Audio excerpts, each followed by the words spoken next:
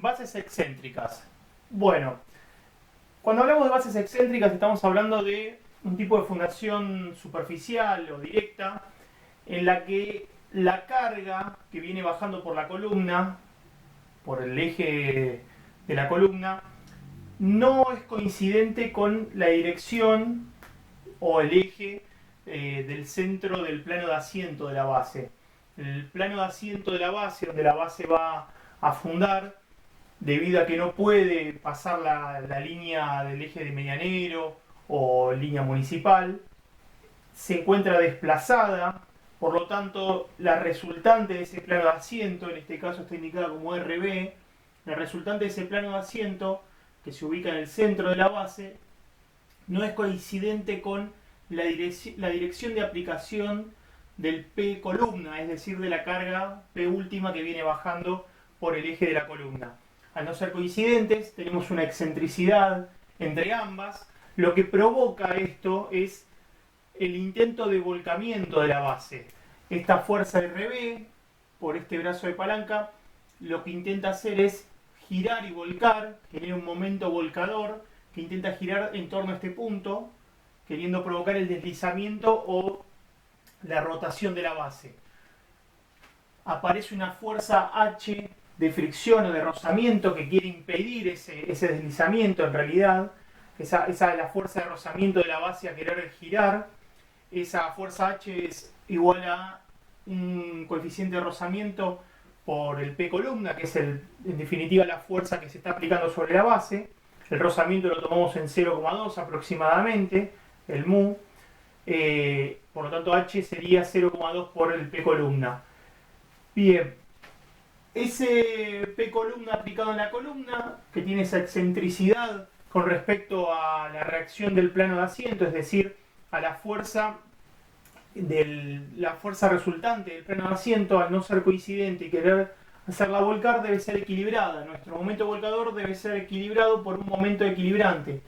Ese momento equilibrante lo obtenemos mediante varias alternativas y soluciones, pero la más utilizada y la que mejor funciona en estos casos es la colocación de un tensor tomado en la parte superior del tronco de la base, y este tensor cercano al nivel del piso terminado, o sea, cercano al nivel cero de la planta baja, lo que hace es equilibrar, genera un momento equilibrante, es el esfuerzo de ese tensor por la distancia entre el eje del tensor y el plano de asiento, sería HT, nos otorga un momento equilibrante, que lo que quiere hacer es compensar y evitar el deslizamiento o la rotación de la base. Para lo cual nosotros necesitamos tener una HT mínima, esta distancia que tenemos acá, que viene dada por la cota de fundación, es decir, el punto o la profundidad a la que nosotros vamos a excavar y vamos a fundar de acuerdo a lo que nos dice el estudio de suelos, a las recomendaciones del mecánico de suelos. Ahí vamos a tener una cota de fundación con una resistencia al suelo, un sigma T. Nuestro primer trabajo va a ser obtener con el sigma T cuáles van a ser los lados de la columna, de la base, perdón. Por lo tanto, vamos a hacer como siempre nuestro P último más un 10% para conseguir peso propio, peso del suelo, peso de la base, dividido sigma T y nos va a dar los dos lados. Para eso, lo que vamos a tener en cuenta, a diferencia de las bases centradas, es que van a ser distintos. Nuestra base va a ser rectangular necesariamente, LX va a ser distinto a LI. LX es, digamos, el ancho de la base, el lado más corto del plano de asiento, que también es llamado A2 LX y A1 LI, en lo que sería la bibliografía referente al CIRSOC del año 82, el reglamento viejo. Obtenemos esos dos lados sabiendo el área que vamos a tener con la que vamos a tener que armar ese plano de asiento, teniendo en cuenta la relación de 3. Es decir, que LI va a ser igual a 3 veces LX. Teniendo en cuenta eso, nosotros obtenemos un lado, luego el otro, y sabemos nuestro plano de asiento qué dimensiones va a tener. Volviendo a la cota de fundación en la que estábamos, luego de esto vamos a tener que verificar esta profundidad o esta longitud de este brazo HT. Para eso tenemos que cumplir con esta premisa en la que HT debe ser mayor o igual que 2 veces 2,5, 2 veces y media, el lado de la base menos el lado de la columna. CX sería el lado de la columna, LX el lado de la base. Cumpliendo esta relación geométrica, que en el reglamento anterior está como A2 menos D2, o sea, lado de la base y lado de la columna, para que lo vean con las dos nomenclaturas, cumpliendo esta relación geométrica, cumpliéndose que HT sea mayor a este cálculo, nosotros con eso verificamos que no va a haber un deslizamiento, no vamos a tener un posible vuelco de la base, ya que esta relación geométrica surge de igualar los momentos que generan tanto equilibrante como volcador, la reacción del plano de asiento, que la reacción RB sería igual al P columna por el lado de la columna sobre 2 menos el lado de la base sobre 2, perdón, el lado de la base sobre 2 menos el lado de la columna sobre 2, y va a ser equilibrado por la fuerza H, que acá se convierte en T, en el tensor, por HT. Haciendo las deducciones del caso, donde H era mu por P columna, de acá podemos deducir que HT debe ser necesariamente mayor o igual a 2,5 por LX menos CX.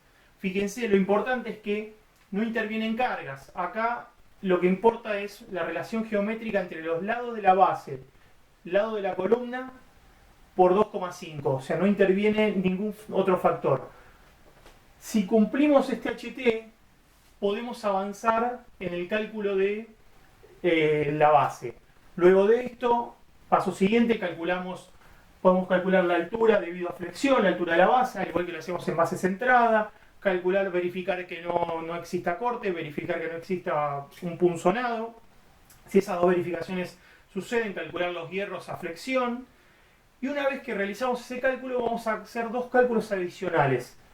Debido a que el tensor va a tener un esfuerzo, va a recibir esfuerzos justamente de tensión que va a trasladar a una base central, este tensor va a ser tomado por el tronco de una base central que normalmente se dice compañera de la base excéntrica. Nosotros tenemos nuestras bases excéntricas contra el eje medianero o línea municipal y cercanos a ellos tenemos bases centradas. Bueno, ese tensor va a ser tomado por la base centrada más cercana y va a ser tomado por el tronco de esa base. Esa fuerza T, esa fuerza de tracción que va a tener ese tensor, piensen que es justamente un tensor, solamente va a trabajar a esfuerzos axiles, va a recibir esfuerzos únicamente de tracción, por lo tanto, lo importante ahí es el cálculo del acero, no tanto el hormigón en realidad va a cumplir la función más que nada de recubrimiento y más pensando que estamos en un medio agresivo como lo es el suelo. Calcularemos con las tensiones, con los esfuerzos a los que va a estar sometido T, qué de acero va a llevar y qué dimensiones de hormigón, y luego queda un cálculo adicional que surge del tronco, que como pueden ver ya no tiene una forma uniforme como lo tiene la base centrada, sino que es más ancho por debajo que respecto al donde inicia. Esto se debe a que el tronco va a transmitir a la base este esfuerzo de tracción, esta fuerza que aparece acá de tracción del tensor, lo va a llevar a la base, pero para eso se va a deformar y no solo va a estar sometido al P columna, comprimiéndose a esfuerzos de compresión, sino que ya aparece un esfuerzo de flexión, aparece flexo-compresión, empezamos a tener la combinación de ambos esfuerzos. Si nosotros consideramos que el tensor está empotrado en la base y libre en el extremo de la columna, ya que la columna no le puede aportar ningún sostén, ninguna rigidez, pero sí la base por sus dimensiones, lo podemos convertir esto girándolo en una ménsula que está empotrada en la base y libre en el otro extremo, que está siendo comprimida por el P columna que viene bajando y que está recibiendo el tiro o el esfuerzo del tensor en el extremo, este tensor en el extremo, que lo está llevando a la otra base centrada, por lo tanto lo está deformando, lo está flexionando y tenemos compresión y flexión, es decir, flexo-compresión. Por eso es que nuestro tronco de base excéntrica debe ser calculado qué dimensiones va a tener y qué armadura va a tener. no es lo mismo que el tronco de la base centrada, que se sometía a los esfuerzos de compresión al igual que la columna.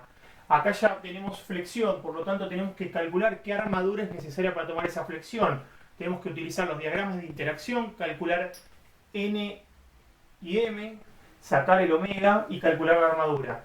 Y también tenemos que calcular esta dimensión que sería la dimensión inferior del tronco, ya no va a ser más la misma que en la parte superior, que es, en el caso de la base excéntrica, el lado de la columna más 2,5 centímetros por temas constructivos, sino que ya va a tener una dimensión que va a surgir de este cálculo a flexo-compresión. Si lo igualamos como lo que normalmente se dice un sólido de igual resistencia, donde está empotrado acá, los esfuerzos de momento y de corte máximo se van a dar acá, en el empotramiento, como todo voladizo. En este extremo son 0 y son máximos en este punto. Por lo tanto, este punto va a ser el que va a estar sometido a los mayores esfuerzos de flexión y es el punto que nosotros tenemos que calcular qué dimensión va a tener, además de la armadura.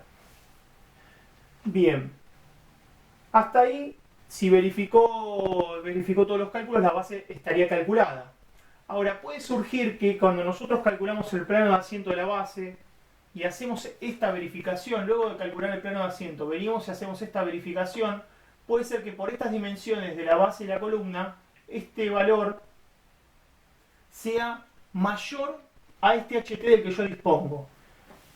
En ese caso que no verifica, tengo que tomar la decisión de qué voy a hacer. Una posibilidad es bajar el plano de fundación, la cota de fundación, para que HT sea mayor y se verifique esta desigualdad. Ahora, bajar la cota de fundación implica tener en cuenta en el estudio del suelo, en el cálculo, si la resistencia del suelo, es decir, el sigma T, sigue teniendo la misma resistencia a esa nueva profundidad.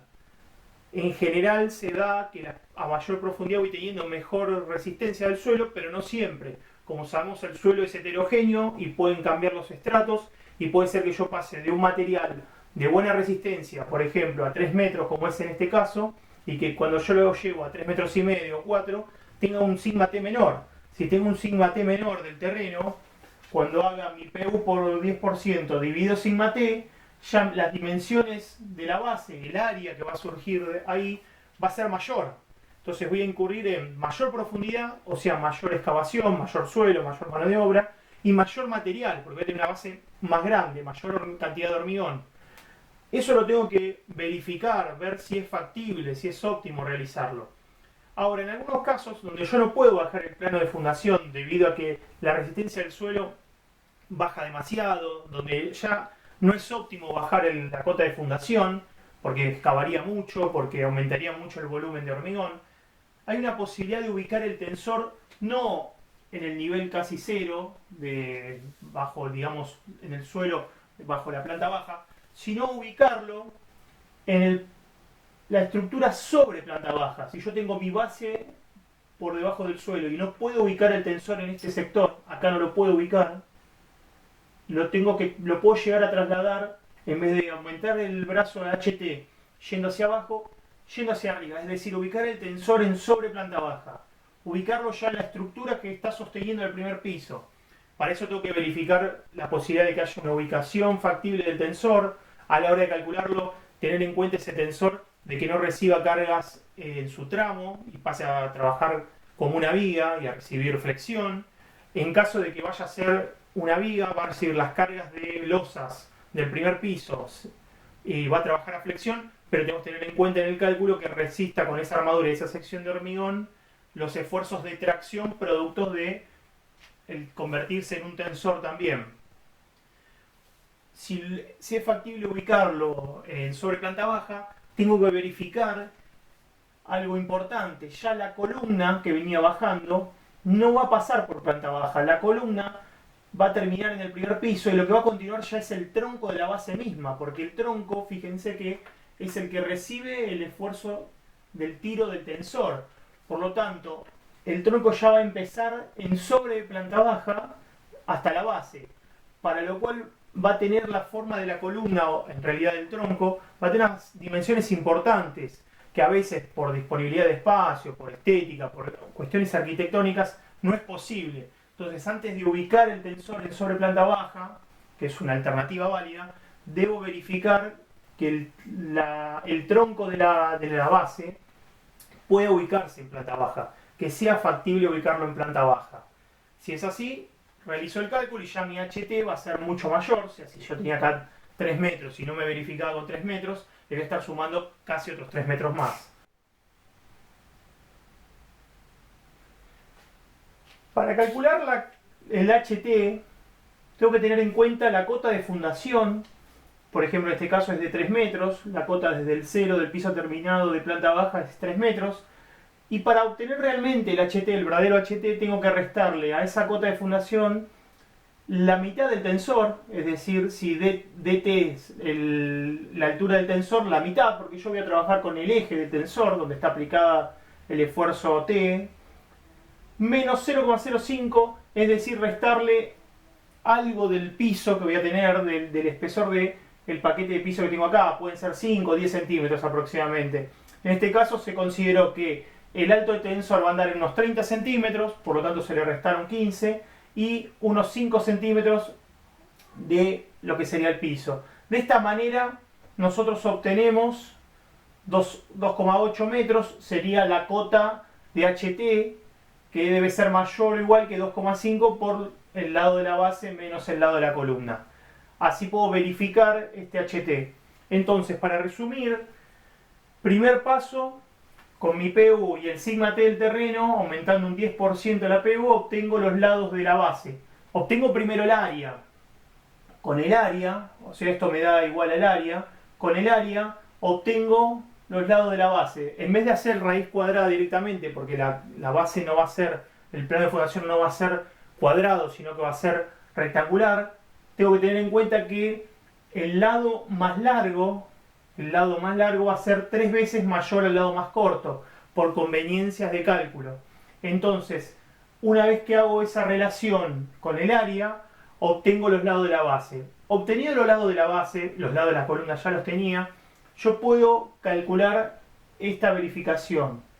Lado de la base menor menos lado de la columna en ese mismo sentido, por 2,5, y me va a dar cuánto tiene que ser HT y verificarlo. Para eso tomo mi cota de fundación, le resto estos valores que son estimados y obtengo el valor de HT del que yo dispongo y lo comparo con la verificación de HT.